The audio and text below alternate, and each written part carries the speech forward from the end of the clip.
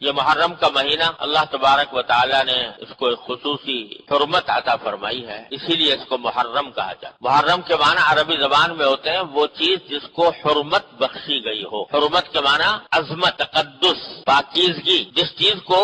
حرمت بخشی گئی ہو اس کو محرم کہتے ہیں عربی زبان۔ اور اس مہینے کو محرم اسی لیے کہا جاتا ہے کہ اللہ تبارک و تعالی نے اس کو خصوصی حرمت عطا فرمائی۔ یوں تو سارے ہی دن، سارے مہینے، سارے سال اللہ تعالی ہی کے پیدا کیے ہوئے ہیں۔ جس طرح اور دنوں میں سورج نکلتا ہے اور شام کو غروب ہو جاتا ہے، اسی طرح محرم کے مہینے میں بھی دن سورج کے نکلنے سے جو صبح صادق سے شروع ہوتا ہے اور غروب آفتاب پر ختم ہو جاتا ہے۔ لیکن اللہ تبارک و تعالی نے کسی خاص دن کو یا کسی خاص مہینے کو اپنی طرف سے ایک خصوصی تعلق عطا فرما دیا یہ میرا ہے، یعنی یہ میری عبادت اور میری حکم کی اطاعت کے لیے اس کو خصوصی حیثیت حاصل ہے، تو اس میں ایک تقدس پیدا ہو جاتا ہے۔ رمضان کا مہینہ ہے، اللہ تعالیٰ نے کہہ دیا میرا ہے، تقدس پیدا ہو گیا۔ اس کی مثال میں یہ دیا کرتا ہوں، جیسے بیت اللہ شریف ہے، وہ بھی پتھر کا بنا ہوا ہے اور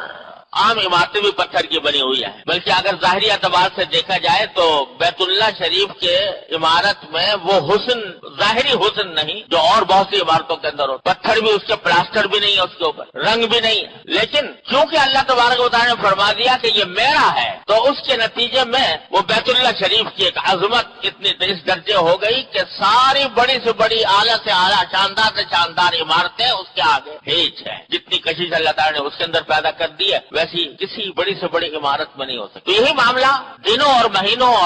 مہینوں اور ہفتوں کا ہے کہ اللہ تبارک و تعالیٰ جس کسی دن کو اپنی طرف منسوب فرما دیتے ہیں تو اس کی وجہ سے اس میں شرف پیدا ہو جاتا ہے، اس میں عظمت آ جاتی ہے، اس میں حرمت پیدا ہو جاتی ہے۔ یہ محرم کو بھی اللہ تبارک و تعالیٰ نے ایسا ہی مہینہ قرار دیا۔ اور یہ بات کہ محرم کا مہینہ خصوصی حرمت رکھتا ہے یہ کوئی نئی بات نہیں۔ نبی کریم صلی اللہ علیہ وسلم کی دنیا میں تشریف آوری سے بہت پہلے سے اس مہینے کو حرمت والا مہینہ کہا جاتا تھا، کیونکہ اللہ تعالیٰ کا حکم تھا، تو جتنے انبیاء کرام علیہ السلام آئے وہ بھی اس کی عظمت اور حرمت کے قائل تھے۔ بعض لوگوں میں یہ بات مشہور ہو گئی ہے کہ عاشورہ یا 10 محرم الحرام کے دن کو جو خصوصی تقدس حاصل ہے وہ حضرت حسین رضی اللہ تعالیٰ عنہ کی کربلا میں شہادت کی وجہ سے ہے۔ بعض لوگ یہ سمجھتے ہیں، یعنی چونکہ حضرت حسین رضی اللہ تعالیٰ عنہ کی شہادت میدان کربلا میں 10 تاریخ کو ہوئی تھی، 10 محرم کو، اس واسطے وہ سمجھتے ہیں کہ عاشورہ کی یہ خصوصیت ہے اور عاشورہ کے اندر یہ تقدس ہے یا اس کی حرمت ہے جو وہ حضرت حسین کی شہادت کی وجہ سے وہ معزز اور مکرم ہو گیا۔ یہ بات درست نہیں ہے، اس لیے کہ محرم کی حرمت تو بہت پہلے سے چلی آتی ہے، انبیاء کرام کے زمانے سے چلی آتی ہے، اور حضرت نبی کریم صلی اللہ علیہ وسلم نے اس کی حرمت کا اعلان فرمایا، اپنی حیات طیبہ میں اعلان فرمایا، جبکہ حضرت حسین رضی اللہ تعالیٰ عنہ چھوٹے سے بچے تھے۔ لہذا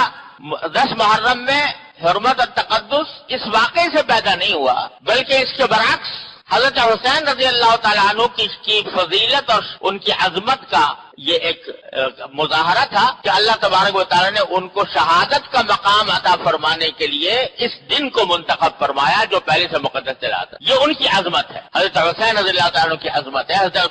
حسین رضی اللہ عنہ کی فضیلت ہے کہ ان کی شہادت اس دن میں واقع ہوئی۔ تو حقیقت میں یہ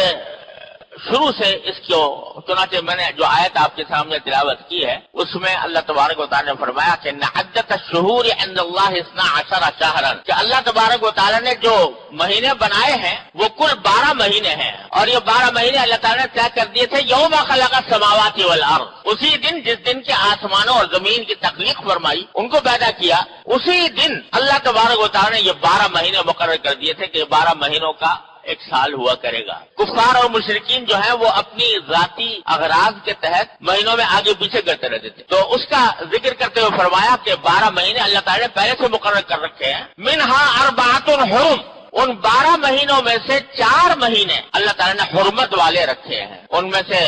یہ محرم ہے اور